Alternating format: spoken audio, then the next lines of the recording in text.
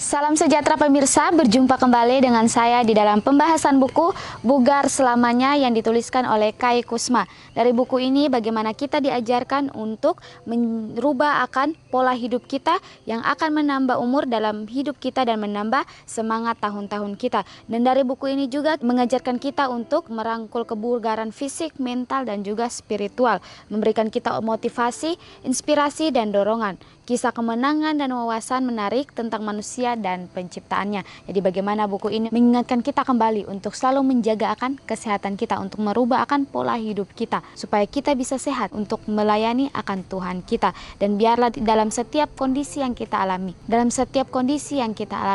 biarlah kita mau selalu bersandar sepenuhnya hanya ke dalam tangan Tuhan saja. Dan biarlah ketika situasi-situasi yang sulit kita hadapi, janganlah lupa untuk tetap bersyukur dan janganlah lupa untuk tetap bersuka cita. Karena dalam Amsal 17 ayat 22, hati yang gembira adalah obat yang manjur. Baik, pada hari ini kita sudah memasuki halaman yang ke-114 dengan judul Berkat dalam Penyakit. Ayat inti kita pada hari ini terdapat dalam Mazmur 139 ayatnya yang ke-14 sampai ayatnya yang ke-15 dengan bunyi, Aku bersyukur kepadamu oleh karena kejadianku dahsyat dan ajaib, ajaib yang kau buat dan jiwaku benar-benar menyadarinya. Tulang-tulangku tidak terlindung bagimu ketika aku dijadikan di tempat yang tersembunyi dan aku direkam di bagian-bagian bumi yang paling bawah. Kita masuk ke dalam inti pembacaannya. Saya bangun suatu pagi dengan kepala yang terasa 50 pon atau 22,67 kg. Lebih berat dari normal dan perasaan yang mengganggu di perut saya yang memberitahu saya bahwa pekerjaan bukanlah pilihan hari ini. Saya menelepon untuk memberitahu sekretaris saya tentang situasi saya yang menghabiskan waktu sepanjang hari untuk tidur. Bangun dengan interval 1 hingga 2 menit di antaranya. Selama interval ini, saya mencoba untuk bangun karena saya merasa saya sedang menghabiskan waktu di tempat tidur hanya memikirkan semua pekerjaan rumah yang bisa saya lakukan, proyek saya yang seharusnya bisa saya selesaikan, surat yang bisa saya tulis. Saya terbiasa untuk selalu pergi. Saya tidak boleh sakit. Puji Tuhan, pelajaran yang sangat luar biasa di mana menceritakan ada seorang pria ketika dia ingin pergi bekerja. Di suatu pagi dia merasa bahwa tubuhnya sedang tidak baik-baik saja. Dia merasa bahwa kepalanya terasa berat seperti 50 pon dan perasaan yang mengganggu di perutnya sehingga memberitahu pria ini bahwa dia tidak bisa pergi bekerja pada pagi hari itu. Dan akhirnya pria ini memutuskan untuk menelpon sekretarisnya, memberitahu bahwa dia tidak bisa pergi bekerja karena dia mengalami gangguan kesehatan. Dan akhirnya pria ini menghabiskan waktu sepanjang hari untuk tidur. Tetapi di saat pria ini sedang mencoba untuk beristirahat, pikirannya mengganggunya sehingga dia bangun secara interval di antara 1 sampai 2 menit. Sehingga dikatakan di sini bahwa pikirannya mengganggu dia, yang dikatakan dia memikirkan semua pekerjaannya. Dia memikirkan pekerjaan rumah yang dia bisa lakukan, atau dia bisa menulis surat, atau dia bisa melakukan pekerjaan proyeknya hingga selesai. Dia terbiasa untuk selalu pergi dan juga pergi.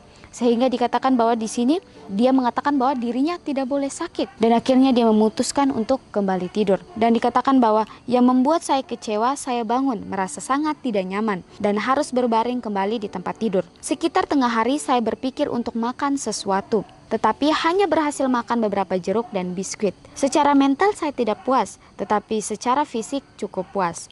Saya mencoba menambah beberapa biskuit dan gejala rasa mual mengancam akan membuang makanan sedikit yang baru saja saya terima.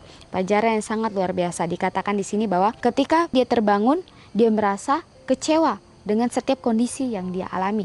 Dia merasa bahwa setiap kondisi yang dialami ini dia tidak boleh alami karena dia tidak boleh sakit. Dia harus pergi untuk bekerja. Dan dikatakan bahwa ketika dia kembali tidur sampai tengah hari, dia bangun, dia berpikir untuk memakan sesuatu. Tetapi dikatakan bahwa dia hanya berhasil untuk makan biskuit dan juga beberapa jeruk. Dan ketika dia menambah beberapa biskuit lagi, dia merasa ingin muntah atau dia merasa mual. Dia merasakan ingin membuang semua makanan yang dia baru saja masukkan di dalam tubuhnya. Dan dilanjutkan di sini bahwa karena tidak bisa bekerja atau makan, saya memutuskan untuk membaca sedikit, kemudian kembali tidur sampai keesokan paginya. 24 jam kemudian saya merasa cukup sehat untuk bekerja dan bersyukur bisa bangun dari tempat tidur. Jadi sangat luar biasa ketika dia selesai makan dan akhirnya dia memutuskan untuk membaca sedikit dan akhirnya dia kembali untuk tidur sampai keesokan paginya. Tetapi di saat dia bangun 24 jam kemudian keesokan paginya, dia merasa bersyukur karena tubuhnya cukup sehat untuk bekerja. Dan ketika saya merenungkan kembali hari saya yang tampaknya tidak produktif, Roh Kudus memampukan saya untuk melihat berkat dalam semua itu. Kamu tahu, dia berkata, aku telah menaruh di dalam tubuhmu fungsi bawaan yang memungkinkanmu untuk pulih. Tanpa gejala-gejala ini, kamu akan dibiarkan sampai mati. Jika kamu tidak merasakan ada beban seberat 50 pon di dalam kepalamu yang memaksamu untuk tidur, tubuhmu tidak akan memperoleh peningkatan energi dan kekuatan vital yang diperlukan untuk melawan agen-agen penyakit yang menyerang tubuhmu. Di pelajaran yang sangat luar biasa, kembali kita diingatkan dalam setiap kondisi apapun yang kita alami, biarlah kita mau tetap bersyukur, karena dalam setiap apapun yang kita alami itu ada maksud atau ada berkat Tuhan di balik semua hal yang terjadi dalam kehidupan kita. Dikatakan bahwa ketika pria ini kembali merenungkan akan setiap kejadian yang kemarin dia alami, Roh Kudus mengingatkan dia kembali bagaimana Tuhan sudah menaruh setiap fungsi-fungsi atau bawaan yang memungkinkan pria ini atau kita manusia untuk pulih. Sehingga dikatakan tanpa gejala-gejala ini kita akan dibiarkan mati. Tanpa setiap gejala-gejala atau setiap penyakit yang kita alami kita akan dibiarkan untuk mati.